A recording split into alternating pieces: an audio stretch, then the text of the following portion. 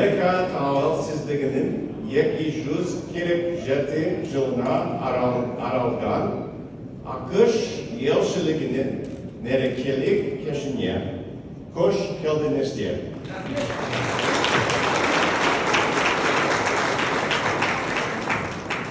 Kazakistan'a gelinimye 8 ay gana oldu. Kazak halkı Magan Bozu'nun konak raylığın alı diye kursitiyet gelecektir. Bugün yer keşikiye geldiğin Kazak dostlarıma Amerika domen tartuka asa konuşturum.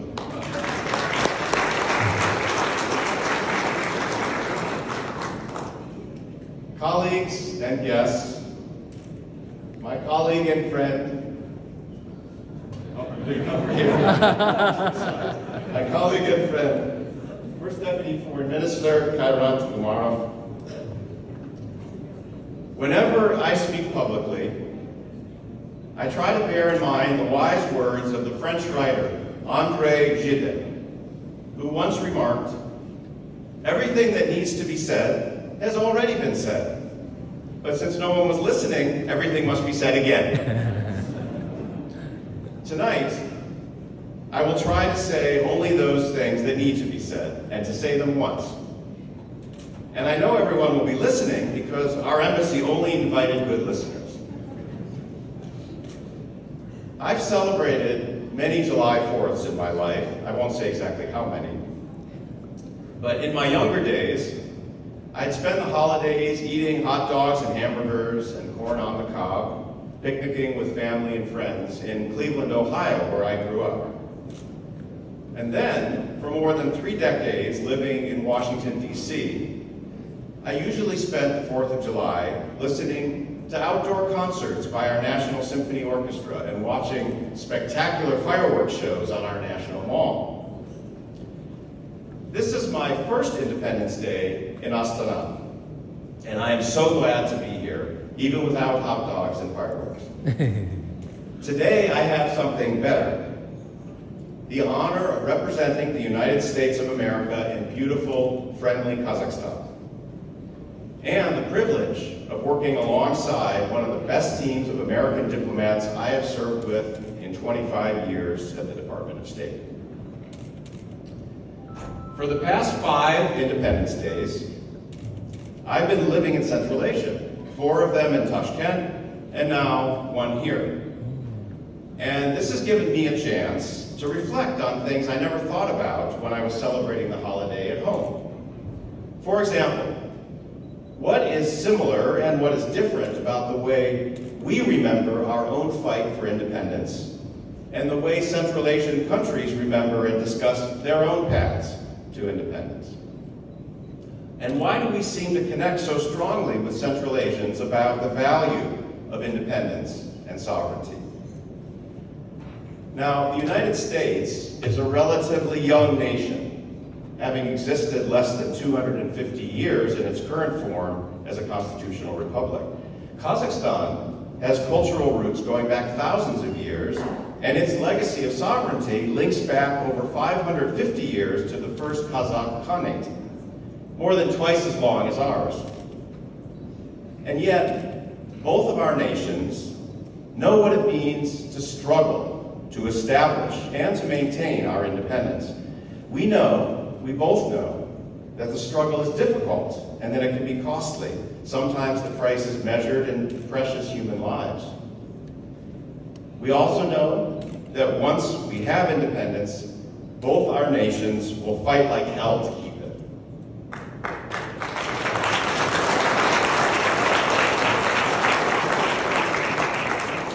So as I stand here tonight, I'm recalling that many of those July 4ths I celebrated in Washington, D.C. were really, really hot, uncomfortably hot and humid. And I occasionally found myself regretting that the architects of our independence, the group we call our founding fathers, decided to declare independence in the middle of the summer.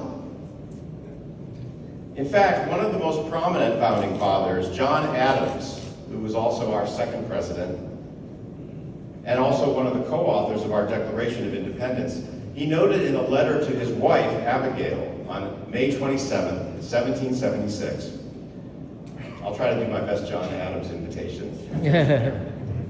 The affairs of America are in so critical a state, such great events are struggling for birth, that I must not quit this station at this time. Yet, I dread the melting heats of a Philadelphia summer, and know not how my frail body will endure it. But I will not shrink from this danger or this toil. As we all know, Kazakhstan celebrates Independence Day in December, hardly an ideal month for outdoor celebrations in this country. But like Americans, Kazakhs understand that our ancestors didn't look for a convenient time to fight for their independence. They didn't check the weather reports first. They fought for it when the burden of being dominated from outside became intolerable.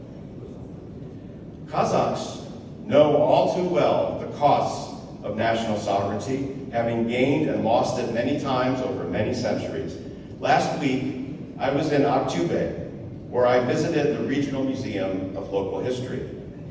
And there, an exhibition hall on the struggle for independence had display cases featuring the national liberation uprisings of the 18th and 19th centuries, including the famous revolt by Kenessari Khan and several others.